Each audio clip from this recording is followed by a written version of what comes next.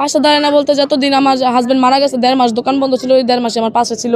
তারপরে দোকান দিছি বাদে মনে করেন এমনি এমনি হয় না, ব্যবসা খাতিরে বা টাকার খাতিরে কেমন সম্পর্ক নষ্ট হয়ে যায়, এরকমই হয়ে গেছে আমার ক্ষেত্রেও। আপনার জীবনে সবচেয়ে বেশি আপনজন সে আপনার হাজবেন্ড? আমার জীবনের একদম সবচেয়ে আপন মানুষ ছিল, আর সবচেয়ে আমার বুঝতো, যত্ন করতো, কেয়ার করতো একমাত্র আমার হাজব্যান্ড, তাছাড়া কেউ নাই। আপনার হাজবেন্ড কি কখনো পরকীয়া জড়াইছিল? সেগুলো ব্যাপারে না যাই, কারণ সে যত মারা গেছে এগুলো ব্যাপারে না যাই। আপনাকে অনেক সময় দেখা যায় প্রচন্ড পরিমাণ কান্নাকাটি করে চোখ ফুলায় ফেলেন, তো এই বিষয়টা নিয়ে যদি কিছু বলতেন। অনেক সময় না, আমি প্রতিদিনই কান্না করি, কারণ যেই ব্যাপারটা হয়েছে আমার সাথে, যেই ঘটনাটা ঘটছে, বললাম না আমি প্রথমেই যে মারা গেছে ওর শোক আমি জীবনই ভুলতে পারতাম না, তো সামনে আমি আগামু কেমনে।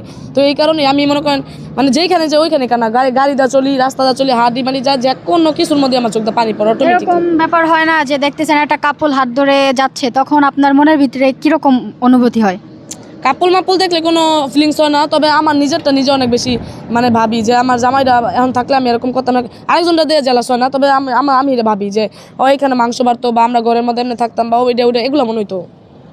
কিন্তু মানুষ তো জীবন পরিবর্তন করে বা পরিবর্তনশীল, মানুষ ভুল বুঝে বা ভুল শুধরায়, তো আপনিও তো চাইলে এখন নতুন করে আপনার জীবনটা সাজাতে পারেন। হ্যাঁ সাজাচ্ছি তো, তবে কোনো এক মানুষের সাথে যে সাজাবো সেটা না, আমি আমার মতো করে আমার জীবন সাজাচ্ছি, ইনশাল্লাহ এইভাবে সাজা দেবো। এখন মানুষ তো অনেক রকম অনেক কথা বলতেছে মানে আমি এইভাবে বলি কেউ খারাপভাবে নিয়ে না, বলতেছে এমনভাবে বলতেছে যে হাজব্যান্ডের কাম যদি বাইরে হয় তো হাজব্যান্ড দিয়ে কী হবে বা বিয়ে বসবে কেমনে, মানে অনেক খারাপভাবে নিতেছে। তো এইসব জিনিসগুলো টপকায় আমার উপরে যাওয়ান লাগবে, মানুষ বললো কিছু করার নাই, কানের মধ্যে আমার 2 হাত চাপাতা ধইরা সামনের দিকে যাওয়ান লাগবে, বা আল্লাহ ভালো জানে আমি কেমন আছি, আর আমি যে কেমন আছি আমারটা আমি ভালো জানি। কিন্তু একা একা তো এই সমাজে চলা যায় না, মানুষ তো নেগেটিভ কথা বলবে, তারপর তো নিজের জীবনসঙ্গীর একজন দরকার। সেটা পরে চিন্তা করা যাবে কি হয় না হয়, একা একা তো না, একটা মেয়ে আছে, আর মেয়েরা বিয়ে বসে কেন, যে মানুষের কটু কথা থেকে বাঁচার জন্য, আর হচ্ছে তার চলার মতো একটা এরকম আর্নিং দরকার বা কোনো কিছু দরকার জন্য। তো আমার একটা ব্যবসা আছে, আমি প্রচুর পরিমাণ ব্যস্ত থেকে আমার ব্যবসা নিই, তো অন্য জায়গাতে আমার সময় দেওয়ার মতো কোনো সময়ও নেই।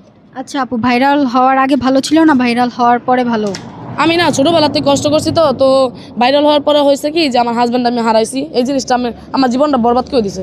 তবে ভাইরাল হওয়ার আগেও যে অনেক বেশি সুখে ছিলাম তা না, আমি কষ্ট করেই বড় হয়েছি এই অবধি। তবে ভাইরাল হওয়ার পরে আমার জীবন নষ্ট করে দিয়েছে আমার হাজব্যান্ড মারা যাওয়ার পরে।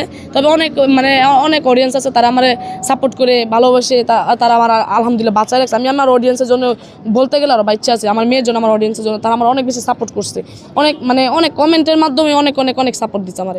এই প্রথম কি বোরকা পরি? আমি তো ইন্টারভিউ দিতেই চাচ্ছিলাম না, আমি তো চলে যাইতেছিলাম, আর এখানে আপনি নিতে চাচ্ছেন বিধায় আমি বোরকা পরে ইন্টারভিউটা দিচ্ছি।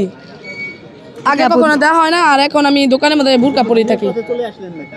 দিনের পথে বলতে একেবারে মানে বেশি যে পর্দা করতেছি সেটা না, যত আমি ব্যবসা করতেছি এখন মুখ বাইন্দা বা ওইভাবে পর্দা করে পারবো না, তবে যতটুকু শালীনতা বজায় রেখে বা সুনীলতা বজায় রেখে